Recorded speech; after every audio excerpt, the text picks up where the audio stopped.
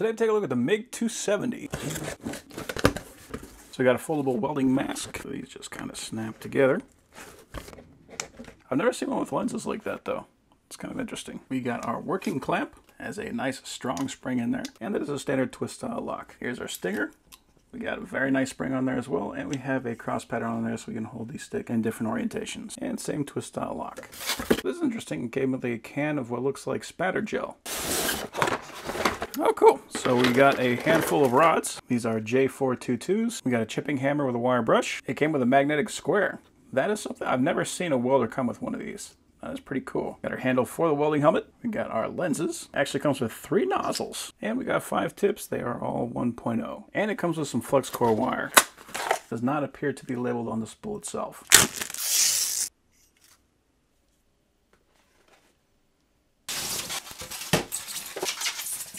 And here is the MIG gun. So it looks like we already got a nozzle installed. And we got a tip on there. So we got a bunch of extra nozzles and tips. Good feeling trigger. We got a hook to hang it on the back. We got a twist lock with a hole in the middle, so that is going to be where the wire feeds in. And we got our switch plug tied into that. So the first thing I can say about this thing, it is nice and tiny. For a MIG welder, this is pretty darn cool. So we got our positive on the bottom, we got our negative on the top, spot for the MIG torch on the left, and the controller there in the middle. We got our selector for MIG, MMA, and we can also do lift TIG with this, and then we got our setting right here. On the back we do have active cooling, and we got our power switch. Plenty of room in here for our spool, and we got our instructions there on the top. So when we're putting the spool on, we want to make sure that we got a hold of this because we do not want this spool to unspring. It's usually a good idea to have some needle nose pliers. You can see I still got a hold of that on the bottom. I just want to cut off any material that is bent. Looks like this wire feed wheel is compatible with 1.0 and 0.8 wire. We want the 1.0, so we're going to put that facing out.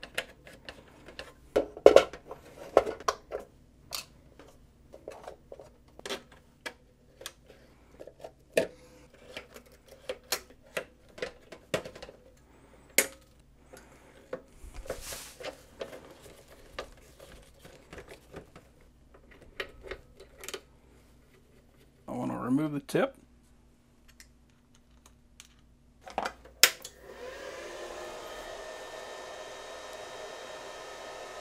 Okay, now I want to string this out as straight as I can get it.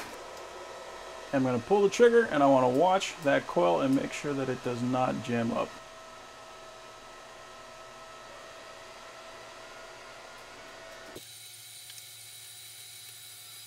And there we go.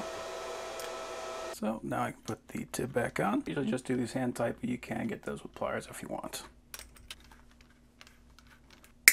And that is ready to go. Interesting. So the dial works pretty nicely on at the fiddle width, so that's good. So I'm going to start out at 60.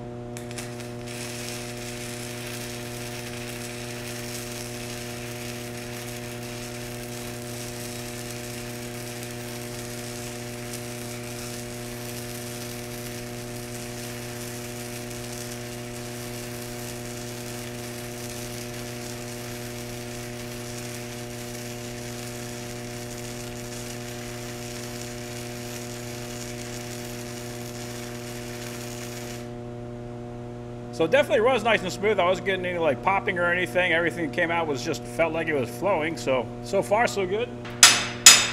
We still got some slag on there, but overall that looks pretty good. You can see at the end I was starting to dip in as I was getting to the corner, so I was putting a lot of heat into that. But overall I'm very impressed with that. So that was this weld. I'm going to try to run another bead right between these two.